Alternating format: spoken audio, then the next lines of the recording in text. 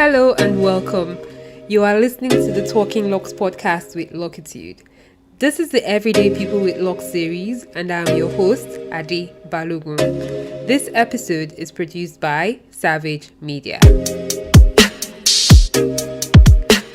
Today, we discuss Locs and Fitness with Dolly Phillips. Dolly is one who I think of as a powerhouse. She is literally superhuman. Dolly is the founder of Alpha Fitness Studios, a certified personal trainer, a fitness coach, nutritionist, professional Latin, ballroom and modern dancer, karate instructor, and stage performer. Her story is uber inspiring as she started out as an engineer. And let's not forget, she's a lockhead. I really can't wait to get into this conversation with Dolly, so let's do it. Hi Dolapo, welcome to the Everyday People with Locs podcast on the Talking Locs with Locitude podcast, more like. Thank you so much for agreeing to do this. I'm really honored to talk to you today. Can you please start by telling us your name and a little bit about yourself? Okay, hi Ade, my name is Dolly Phillips, also known as Dolly Phillips.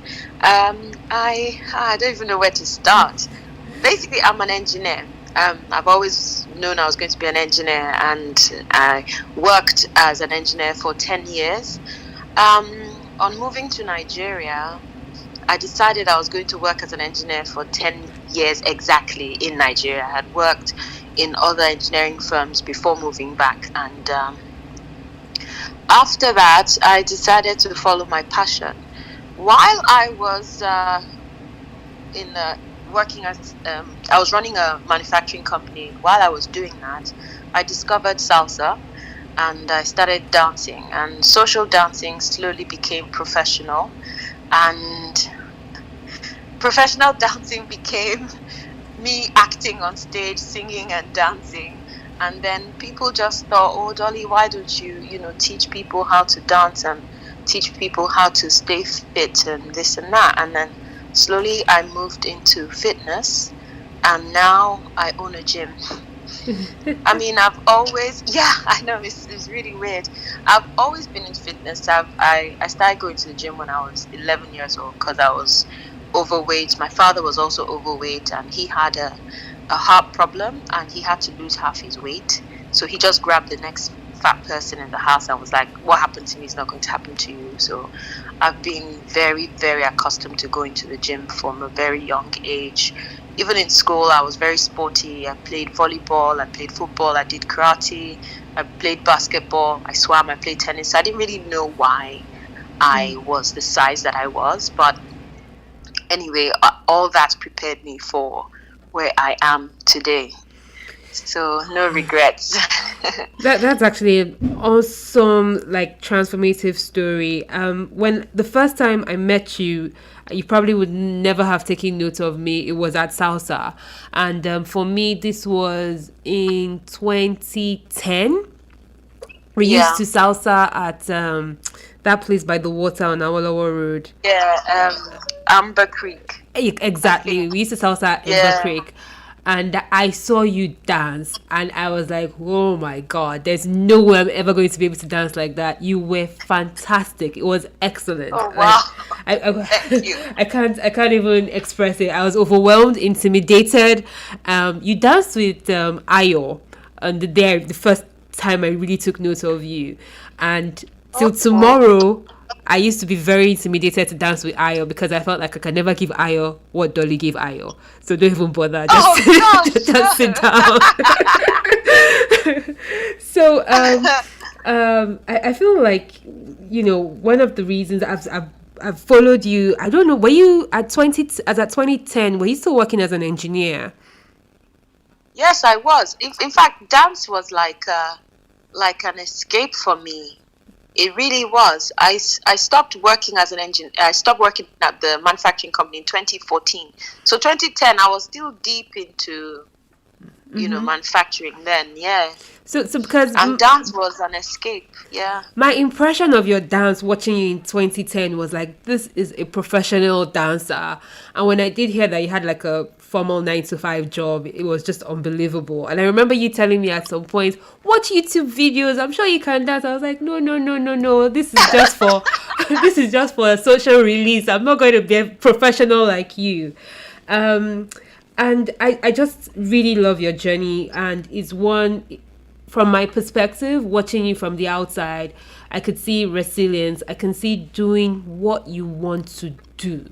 And I feel that there is where it links to the conversation I'd like to have eventually, is how did you leave something as prestigious as engineering, probably earning good money in manufacturing, to deciding that you're going to take fitness at the forefront of your life? And before you answer, I can really relate to this because I'm an architect, and I would like to call myself a fancy name, which is loctician, but really I'm a hairdresser now. And I know what that was for, like, what it was for me personally, trying to make that shift. For you, what was that journey and that experience of making that change?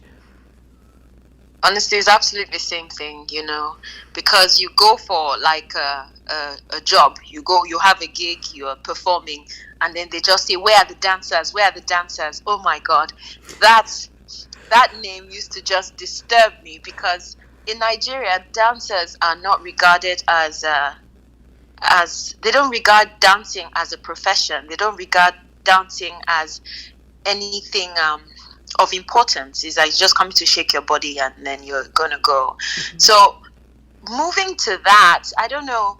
It was a bit. I at first I didn't really think about it much because I had a professional job anyway, so it was fine. But in 2014, when I left, and then I was doing theatre work more, a lot more, it continued.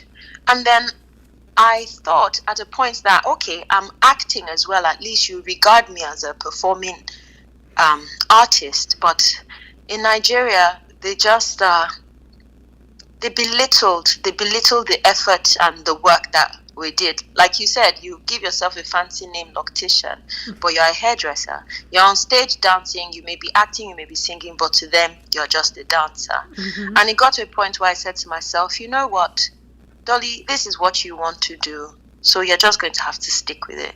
I have a friend that told me once that if you don't take what you do like your life depends on it, you're never going to take it seriously, even with yourself. So I had to put aside all the side talk. I mean, I know I have a master's degree. I know I have an engineering degree. I know I've worked in manufacturing. I know what I've done. If people don't know, that's their problem. I know. Mm-hmm. And I don't have to live up to whatever anybody thinks. And these were conversations I had to have with myself until a point where I was comfortable with what I was doing. For fitness, I feel God just led me to it because for so many years, people were like, Dolly, why don't you teach people how to do what you do? I had a lady that spoke to me and said, wow, you do what you do so well. I would like to learn. Mm-hmm. Why do I have a space, maybe I have a friend that has a space. Maybe you can talk to her and use her space. On a whim, I just decided, okay, so it's not like I'm disobeying this woman. She seems concerned and that, let me go and speak to the lady. On speaking to the lady, she gave me the space immediately. And I was like, okay, this was in 2012, December 2012. I was like, okay, so I guess I have to make flyers now. I guess I have to publicize this class. I guess I have to do this. And that was how we started slowly. I started this class at a gym and spa in Lekki Phase 1. And then from there, the class started getting busier. Then people started asking for personal training and stuff. And I was now thinking, okay, if I'm going into this, I have to, study. I have to get certification. Mm-hmm. Because I always believe in anything you do, you kind of have to do it properly. Yeah. Yeah. Even with dancing as well, when I started, it was social. When I got into it proper, then I started going for courses and stuff. So, and master classes. So I thought, okay, let's do this certification. I did a few exams. a few master classes, and I carried on. And then, more personal training clients. All of this was just like, wow, what's happening? It was just rolling out. Yeah. To show you how much I didn't even know. I didn't know how to charge. I didn't know how to. I just realized that more people were requesting for my service, and for them to stay on longer, it means obviously it was making an impact in their lives. So I just carried on with that. Then gyms approached me. I started doing classes in certain gyms, and until I started doing classes in most gyms on the island, popular gyms on the island. And then I just thought to myself that I've always always wanted to have my own gym. Why not?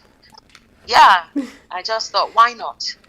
So one of the gyms I was giving classes at, the lady said to me she couldn't run the business. But at this time, I was going to have my second child. So I was going away, and I left pretty early that time. I left at 6 months. I just thought to myself, okay, when I come back from having my child, I will just take the business off her, But then when I got back, she had, sold the business off completely. Just thought, oh wow, okay, maybe it's not the time. And then I bumped into her maybe a year or two after, and I just said to her, oh madam, what happened to your gym? I was hoping I would come and take it over. And she said to me, oh, funny you're saying this, a space in my mall has opened up again, come and check it out. Okay. And I was like, okay. I didn't have any money for this, by the way. And I just said, okay. And I got there and I spoke to her. I looked at the space. I was, visualizing what I'll put here, what I'll put here, what I'll do here, what I'll do here, and stuff like that. And she said, you know what? I'm giving you this offer, and I'm going to give you an offer you can't refuse. I'm giving you this space. You have to do what you want to do here. You have a passion for it. I've been to your classes numerous times, and you do it. Oh my God. I was in the middle of Fela and the Kalakuta Queens at this point. We were even in the creative stage. So that's worse than a 9-to-5 job. You're there for hours from morning till very late in the day, because you're trying to bring the script to life, changing this, changing that. And I was just like, goodness.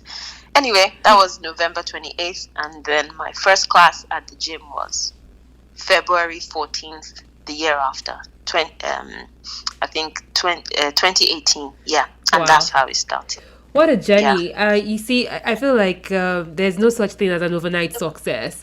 From the little you've told us, this has started in 2012, and it started like as an 11-year-old going to the gym with your father, and then finally getting to that point where you decided that this is what I really want to do. And I think when we do make that decision, things really do line up. I can attest to that. So now let me ask, how long have you had your locks? Had my locks since November 2018. 2018. Wow. Oh, no, 2019. Sorry. Is it 2019? 2019. Because it was 2 years in November. So maybe 2018 actually. Yeah, 2018. Yeah, 2018. 2018. At what point did you feel like locks could be a lifestyle choice with all this transformation that you had gradually been coming to in your life? I will surprise you, Ade. You said I didn't remember you at Amber Creek. Your hair, seeing your hair reminded me that I had always, and I think we even had that conversation, because after my first child, I lost a lot of hair after pregnancy, and I thought, you know what, I would like to have locks, but everybody discouraged me, and this was, in 2010, everyone discouraged me. Oh, you're going to have the same style, this, that.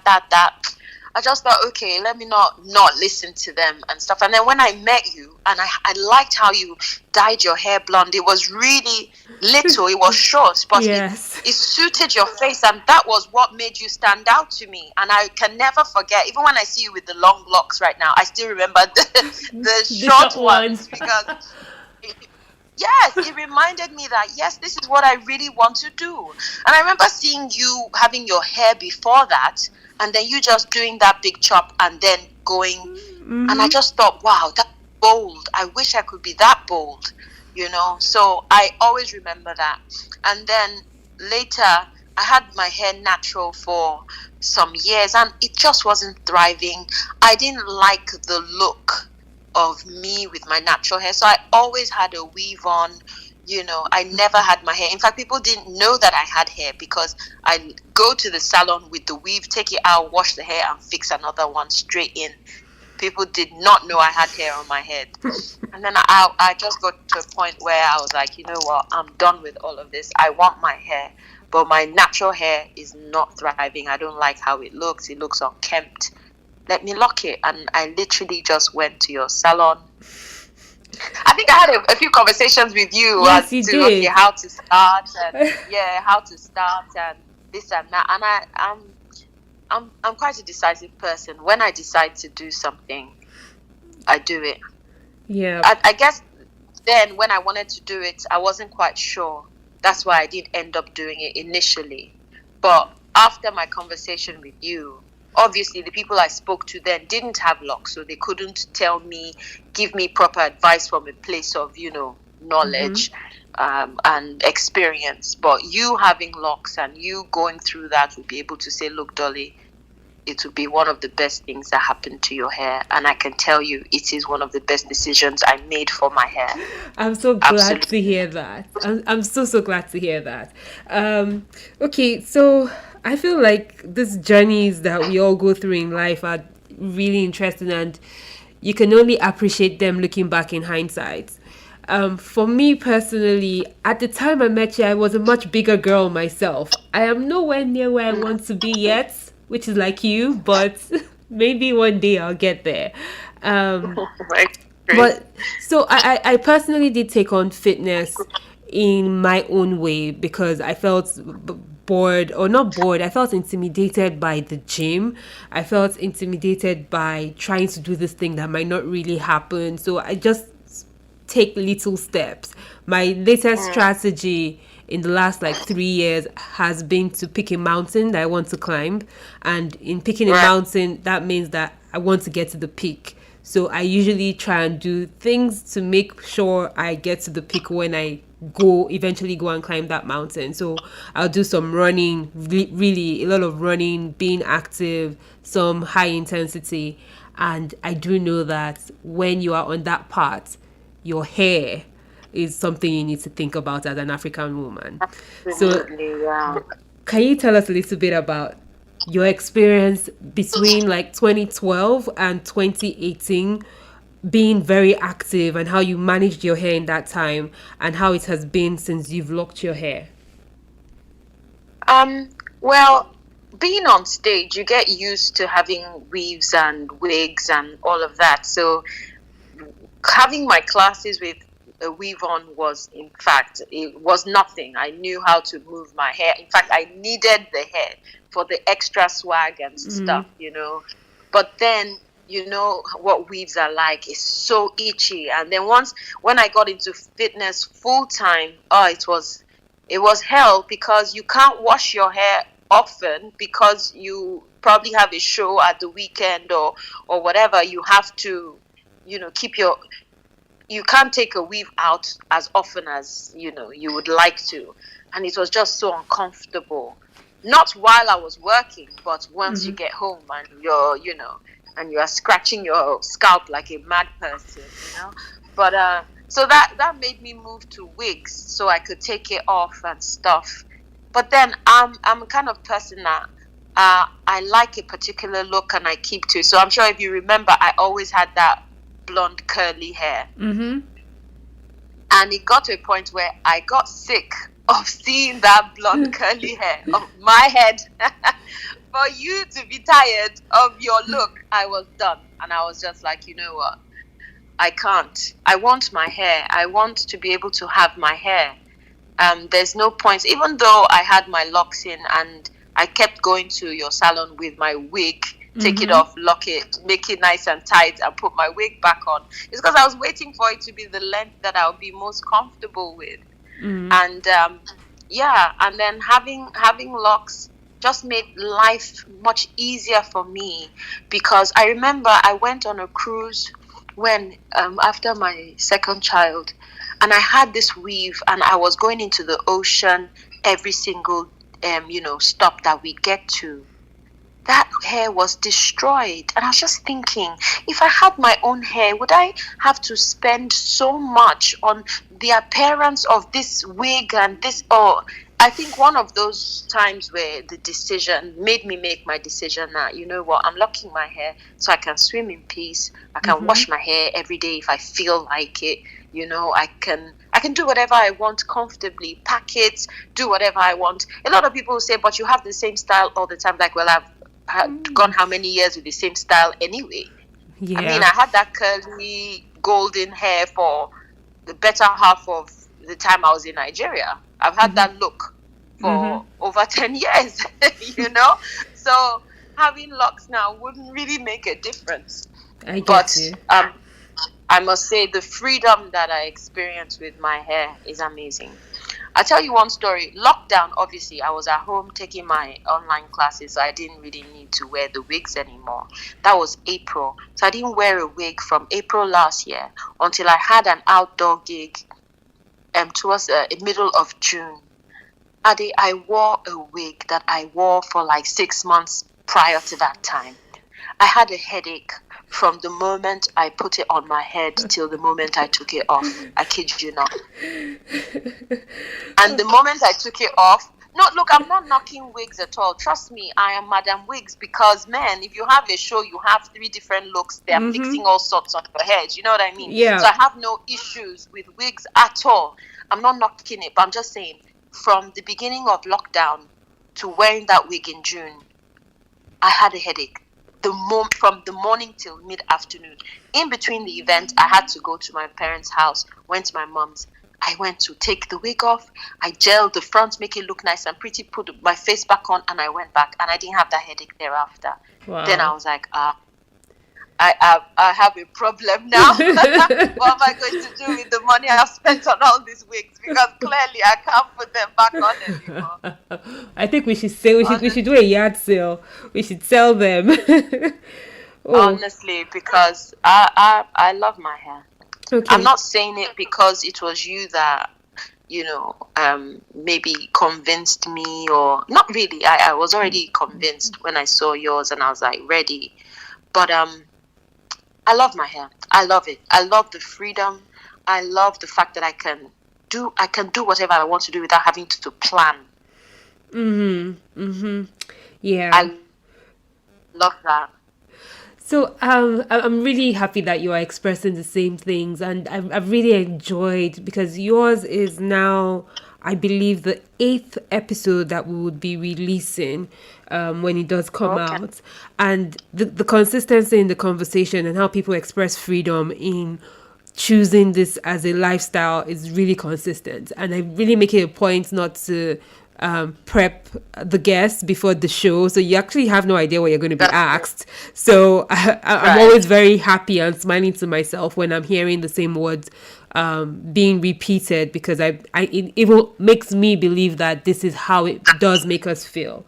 I was going to speak a little bit to the versatility of Locs, and for someone who is a stage performer and who does all sorts, like you're doing everything, and it feels like I went to the Fela and Kalakuta show. Anybody who hasn't seen that, please, you need to find it when it comes to wherever you are. And what's your character's name? Laide? Did I get it right? Yes, Laide. Correct. Laide is She's an mad. She's awesome amazing. character. I think the last. Oh, praise God. I've seen it several times, but the last one I watched, I think you were away, so somebody else did Laide's part, and I was like, oh no, they didn't do it right. Dolly should have been. For real? Oh my God! It's funny you're saying this, because I did 7 shows. There were, I think, about 20 shows in total that last season, and I did only 7 because I had to go away with my family. Yenny saw me when I got back, and she was like, where were you in December? I missed you. For her to say that to me, that really touched me. Said, man, I noticed that you were not there every night. I was like, oh my God. That was such a commendation, honestly. Yeah, but like the show itself, I love it because it does give power to, women in general. Let me not even just speak to the women who were with Fela in the time of his time, but it does give power to women. And I love how elegant the women are portrayed, and not just being portrayed, it was how they were. Their hair was fabulous, their costumes were fabulous. They embodied the Africanness of being African as an African. It made you proud. There's something about those costumes, the hair, the jewelry, the face art, the makeup, that just makes me feel like, I wish I was this woman who was shaking my bum bum so freely and all of that. but yeah, what I was going to ask is, having locks and doing those shows and playing parts and being an actress, do you feel like it limits your character in any way? Are hairstylists able to transform your hair to these other things? Do you feel like your hair does it give them room to work with? Nah, hairstylist Bernard. He can do magic with anything on your head. So I mean, there are a few girls that have locks on the show, but you would never know. There are about three girls. Apart from you, yes. I didn't even know anybody else.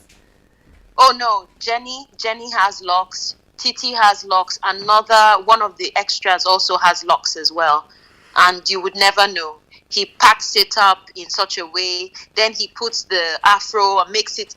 He just does magic with the hair. I think he actually, it's not limiting in the slightest. Even Laide's hair looks like locks wrapped up. Looks like locks wrapped up anyway. So even if I have to use my hair at any point in time, it will work perfectly. Oh, yeah. Right. Oh, okay, all right. That was interesting. That was a fantastic show. I took one of the special things that I just have to say this on this podcast. My dad passed in 2019. I took him to see the 2018 show. And it was a very revealing moment for him. We were up front. He was singing every song. It's a cherished, precious memory that I have. He was a big fan of Fela, and he also, as a young boy, used to go and he had to choose between his education and playing in the band. So there was a few months in his life where he was actually taking rehearsals. So that show meant a lot to him, and I was so glad that it was a moment that I could spend with him and cherish, and a memory that would be with me forever. So, and your character, of course, Laide. I can't wait to see the show again and again and again. I'm so sorry about your father. Oh no, it's okay. But I hope you are healing well. Yeah, I definitely am. Those memories make it easier. Okay, so I do know, and I hope you correct me if I'm wrong. I know you do karate, and I know that you have a black belt. Yes, I do. Okay.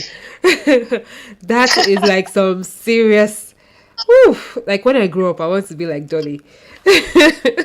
That's like a serious thing right there, because I know I've seen I follow you on Instagram, and I see stuff that you put out, and I'm like, this woman, wow. So you're into karate, into fitness, on a gym, an actress, a singer, and still an engineer, whether we like it or not. But how does your hair, how do you maintain your hair in this new life? Because I feel like with fitness, in my own small experience of sometimes being on a routine where I'm running 6 days a week, it means you're sweating all the time. And if you're taking these classes all day long, every day of the week, or almost every day of the week, how do you manage your locks, knowing that you perspire? I think that's the right word. You're sweating, and how does that play? I know you've mentioned that it was difficult to wash the wigs and the weave. When you have a weave in, then your hair is itchy. Yeah. You can't really do what you want to do. But is your life any better with locks? Oh, certainly. Because what I do is I have to wash my hair every weekend. That's what I do. So I don't know if it's proper, but I'm just so used to sort of putting conditioner in and then putting my steam cap on for like half an hour, and then I wash it out. And I do that every Saturday. I do that every Saturday. usually during the week I have it, I kind of know how to manipulate my hair. So so I pack it in a nice way throughout the week, and then Saturday after all classes are done, I wash it with my shampoo, put my conditioner in.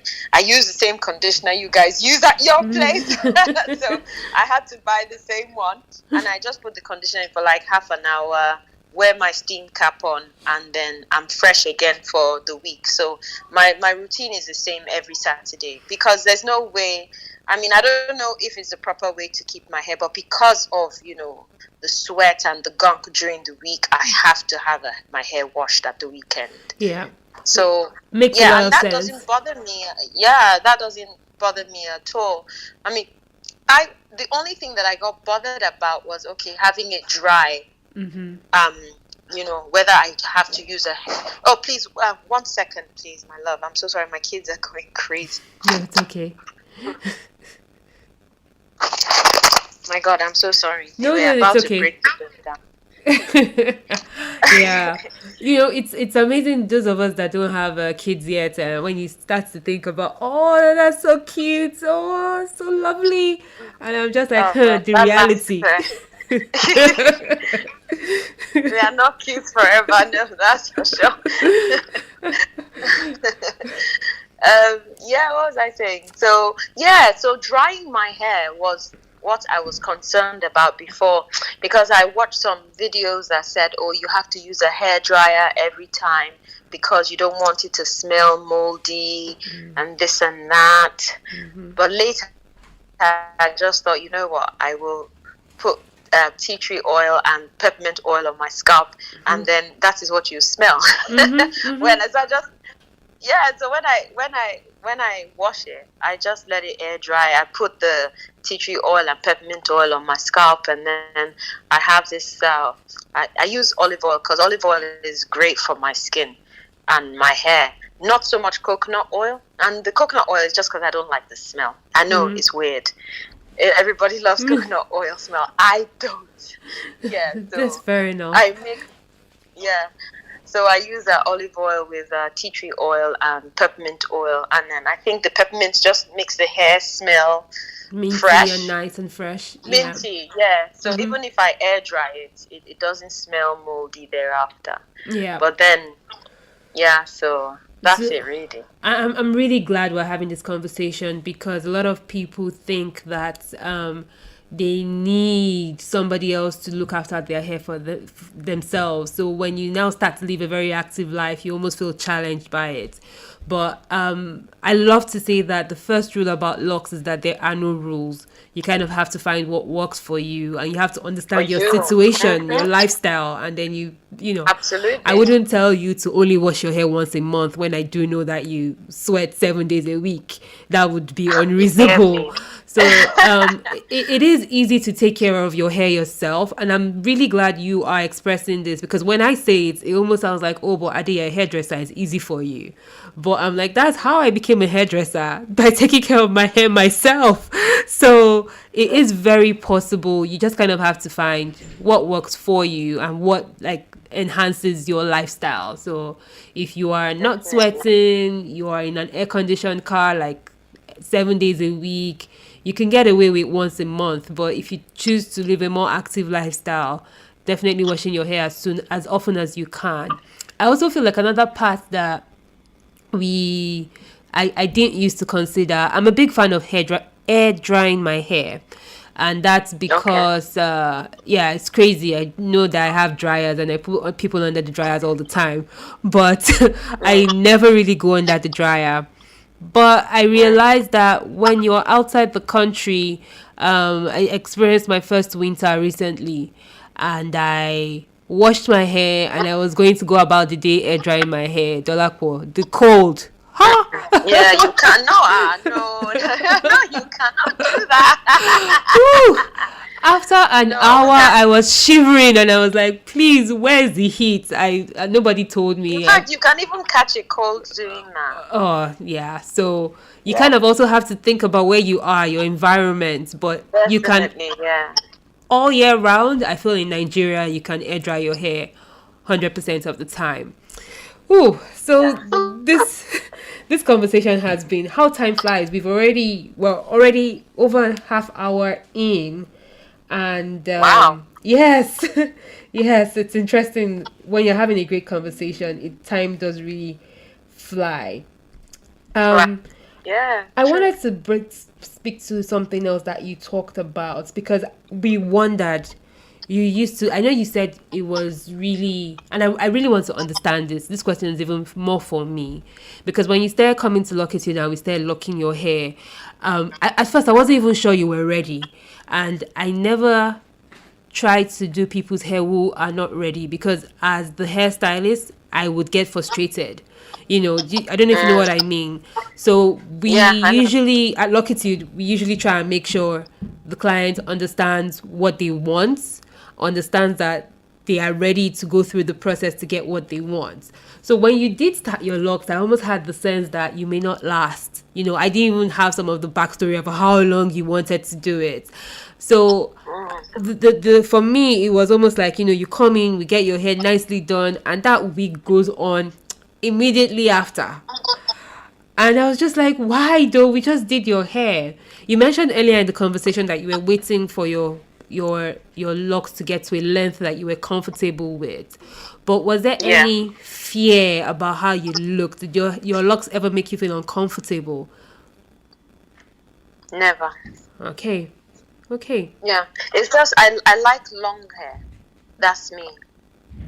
Short hair hasn't really been my thing ever. So me putting the wig on is just like you marinating the chicken. You want the spices to get in well before you cook it. That was it. So it wasn't like I was ashamed of the hair or anything like that.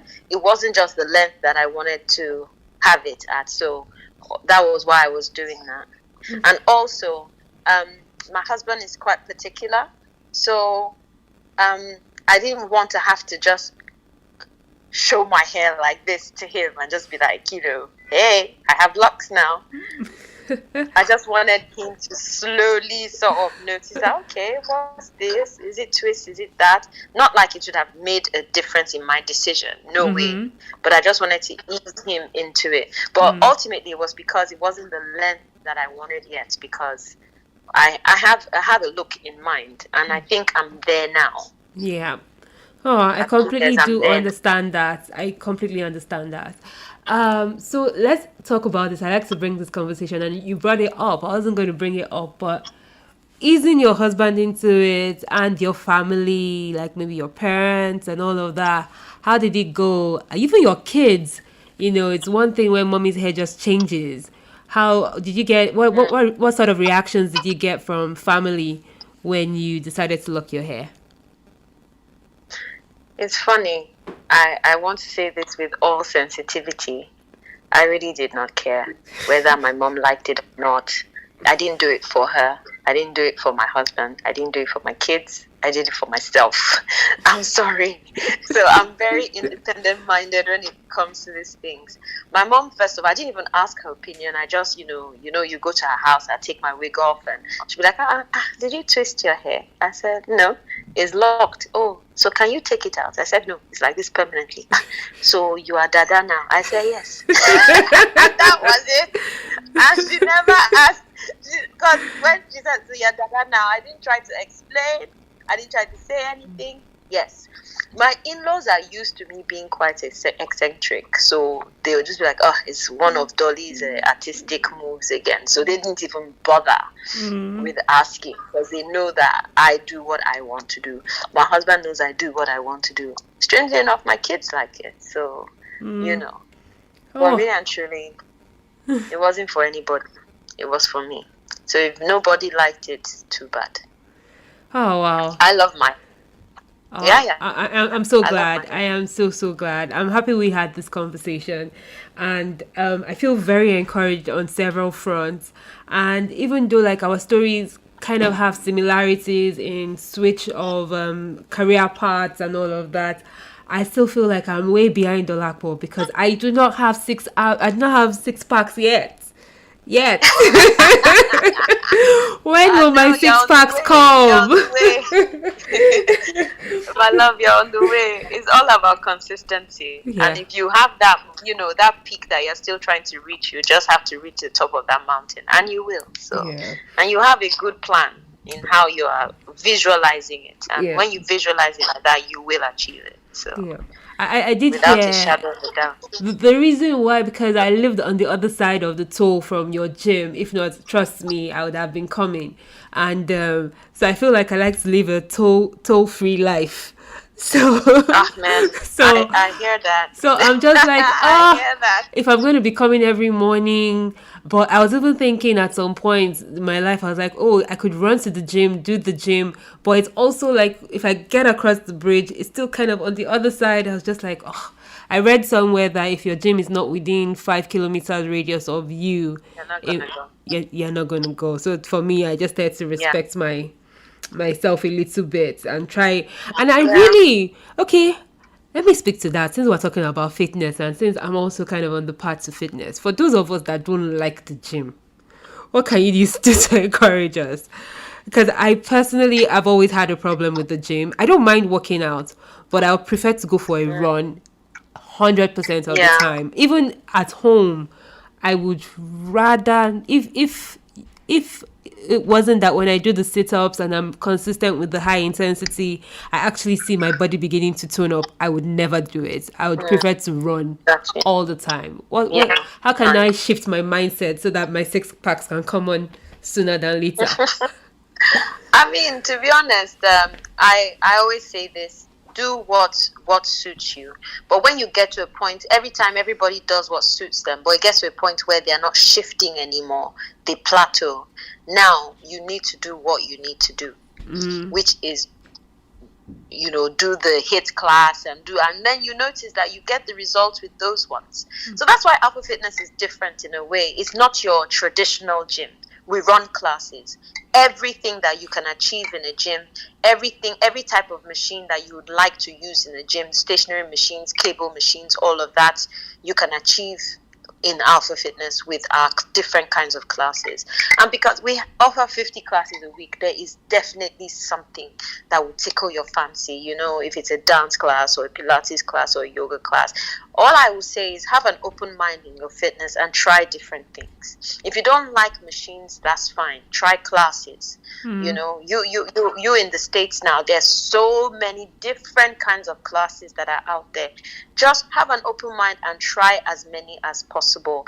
You will definitely find one that you resonate with, And also, if you're an outdoor person and you feel open air workouts are the best for you, find some kind of boot camp or exercise team or group that they do in the open, in the park, and something like that. That also helps as well. And if that still doesn't work, look for someone that has the same goal as you, that's trying to achieve that same goal, and become fitness buddies. We have so many people that become fitness buddies at the gym here. It's amazing because one person is always pushing the other person. We have to go. We have to go. We have to go. So the thing about it is that as long as you have an open mind towards all this exercising, towards your goal, Yeah. and how you're going to achieve it, that I must achieve it, just have an open mind towards the process. That's what I mean. Yeah. So don't say, oh, I don't like machines, or I don't, because there's so many options. Even if it is, finding a pool that's heated in the winter that you can swim. You know what I mean? Swimming is also excellent, You're walking, you're running, and even if you get bored of that, look for an outdoor boot camp, that sort of thing. CrossFit gyms are so huge now, and sometimes they do circuits. That's a way of really challenging yourself, because you are in the gym, but you're not doing gym stuff. You're not, doing running from one machine to the other. You are doing physical stuff, practical, functional stuff, and that's really fun, to be honest. So the thing is, just find as many classes out there and try them. You will definitely find something that you like. And you'll find something that you don't like but works for you. So I'm definitely going to be pushing myself. And then when you do start the Alpha Fitness podcast, you come and put me on the podcast and we can talk about my story of how I've dropped from, I think at my biggest, I've done a little bit well, at my biggest, I was about 92 kg. I'm down Oh, to about my smallest, recent smallest was about 70. I'm up again to about 74 right now. So I, but that's a I'll big drop, challenge though. That's good. myself. It took That's years. It took years. I think that right there is the link for me. I think it takes a few years to get to where you want to get to with your hair, and I think it also does take some time with your body. So with fitness, it definitely. does take time and It took me consistency. 8 years Yeah. to go from a size 18 to a size 8. 8 years. How did you So it's even become a size 18 dollar ball? I feel like as I'm a in big girl, but people I've never been think 18. people think I've always been slim. I have always been overweight. As in, those chubby kids. As a child, you are chubby. In secondary school, you are primary school, you are chubby. I've always been big, always. And it was moving to England at 16 that I blew up. I literally went from a size 12 straight to a size 16 in 3 months of Wow. moving to England. Yeah. And then people think, okay, I only lost the weight when I started the gym. No, I lost the weight well before. By the Mm-hmm. time I moved back to Nigeria, I was a size 10. Yeah, because when I met you, you were quite small. Yeah, Yeah. so I had lost the weight. I had gone through, and my focus was lose a dress size every year. So Mm. I wasn't trying to do any crash course. I had done so many of those. I yo-yoed for so long. I even was clinically bulimic for 4 years. I went through depression over my weight. I went through a lot.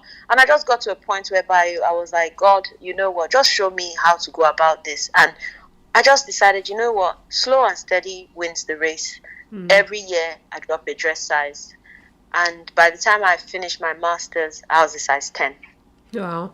That right there is Yeah. motivation. I think I'm going to write that in my vision board as well. If I could drop a dress size every year till I get to my goal size, I think I'll be good, doing good. Yeah. So I have a couple more questions before we wrap this up. Nutrition, I know, plays a very big part in fitness. And most times, I don't know what the percentages are, but see people will say things like it's 80% what you eat, 20% how you move in terms of what fitness goals you adopt.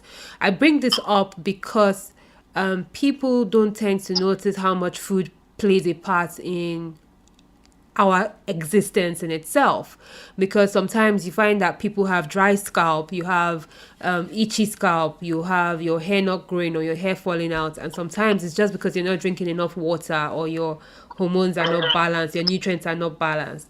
So from a fitness point of view, can you just really kind of highlight a little bit about the importance of nutrition in trying to achieve your goals through fitness?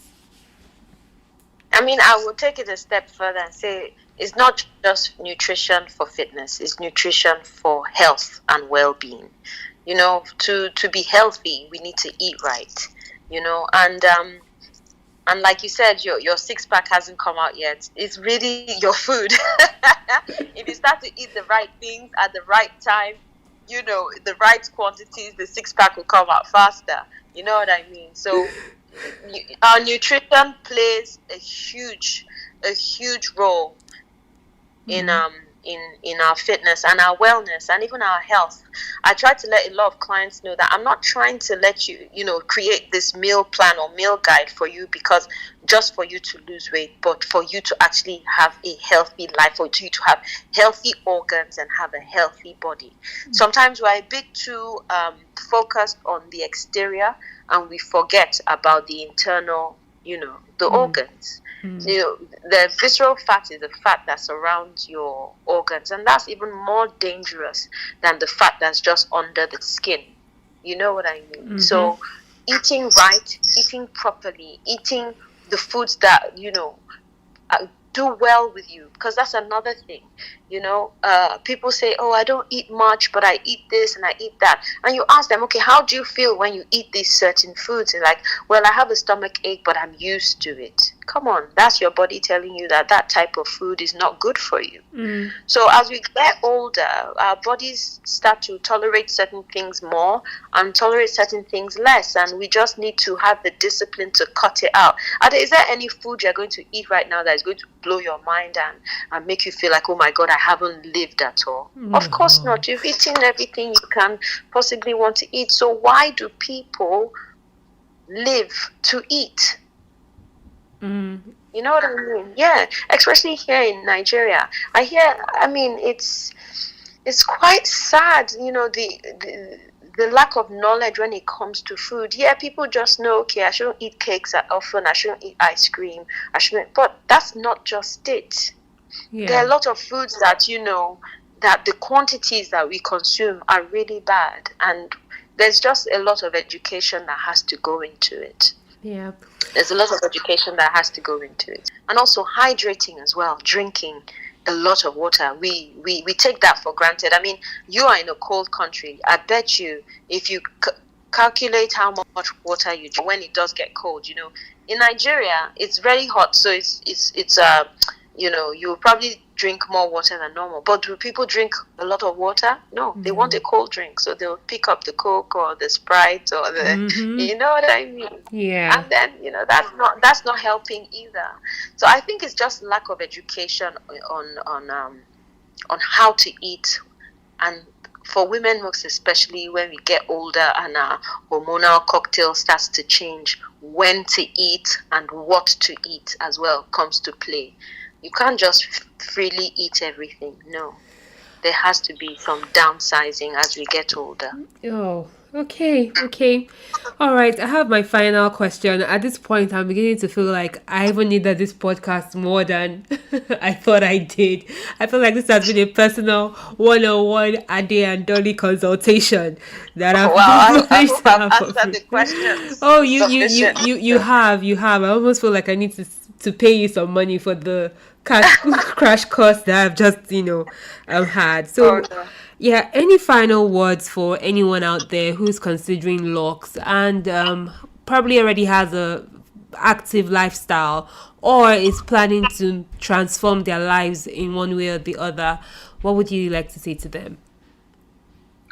I mean, I can only preach what I know, and it's follow your heart. If you have a goal and you have a dream, honestly, follow it and see how it can take you. Some people say that, your dream may not be able to feed you. Yes, but you start small. I started while I was still working, and then slowly, and now I feel like I'm doing my retirement work. And honestly, I just followed my dream. And also, I'm quite spiritual, so I don't think I did any of this in my power.